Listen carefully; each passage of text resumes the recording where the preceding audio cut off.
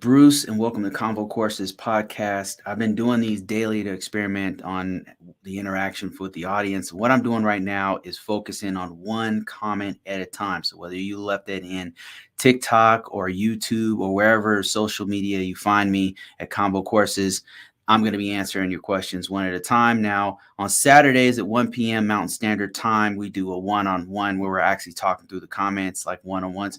But now let's get into this. So somebody asked me a couple questions about working from home and doing multiple jobs doing that. Now, if you're interested in this, I've got a course on this and I break down how to get these types of jobs where you're working from home. I've been doing it for the last 7-8 years now, and it's great. I love it. More time with my family. It's fantastic. But that being said, let's get into this question. So what they're asking me is, this is one of the questions that they had. Let me see.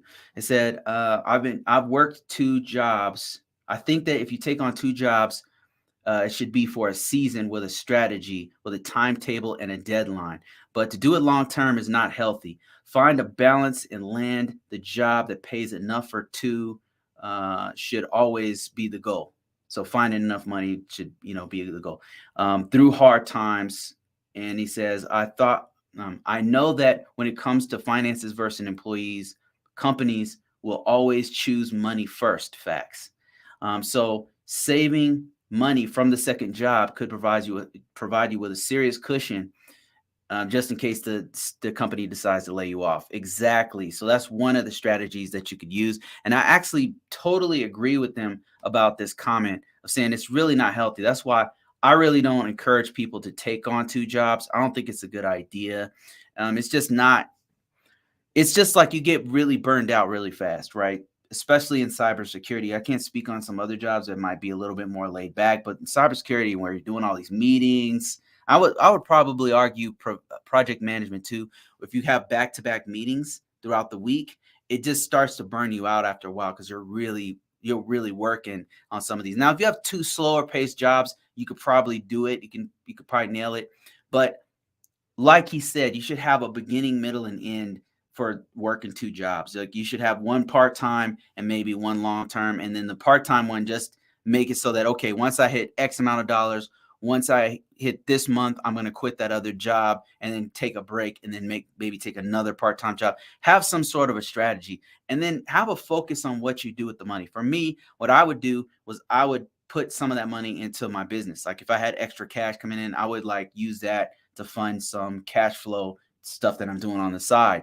But another thing you can do, like he mentioned, is to just put it as for a rainy day, like just in case the company lets you go for whatever reason, then you have that money that's there. Another thing, let me see, back on the same video, somebody asked, they said, I think sometimes companies just need people with specific skill set and job titles to comply with contracts and liability purposes. And then somebody else responded with, correct. Beyond that, some companies may need some resume or potential employees in the pipeline before they can even complete the contract. Yeah, that these aren't people who really know what's up, because that's kind of what happened to me on a couple of occasions where I was waiting like a month or 2 for them to actually bring me on.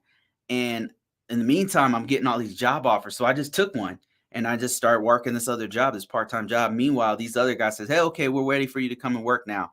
And I'm like, it's been 2 months. It's been 3 months, whatever it was. And I already had another job, but that was a part-time job. So I was working 2 jobs for like, I don't know, a couple months or something like that.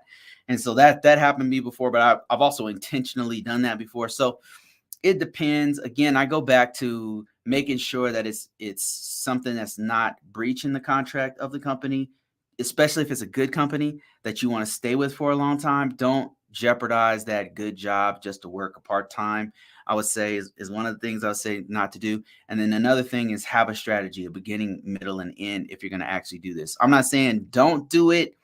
I don't encourage it. I don't think that it's the right. If you have other options, don't do it. I mean, because it's very stressful. But if you have to do it, then if you have one that's a part-time and have a strategy, then that's the best way to do it. All right, guys, this is a short one. So I'll see you guys on the next one. I'm going to be doing these throughout the week. So let's see how it goes.